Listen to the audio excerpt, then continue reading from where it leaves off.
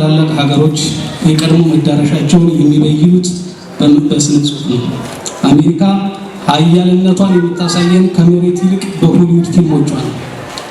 መሬት ላይ የምትሰራቸው ስራዎች ሆሊውድ ከምታሳየን ፊልም በእጅጉ ያነሱ ናቸው። ነገር ግን ታላቅነቷን በፊልም ታሳየናለች።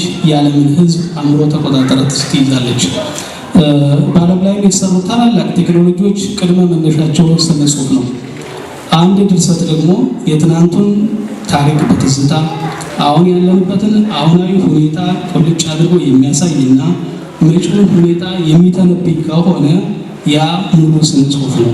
በዚህ መሰረት ስናየው የይበልጣል መጽሐፍ ልበምር ሙሉ መጽሐፍ ነው ብዬ መናገር እችላለሁ። የትናንቱን ትዝታ የሚያስቃየን መጽሐፍ ነው። አሁን ላይ ያለንበትን ሁኔታ ቁልጭ አድርጎ የሚያሳይ ነው። 2 ጊዜ ነው ያነበብኩት።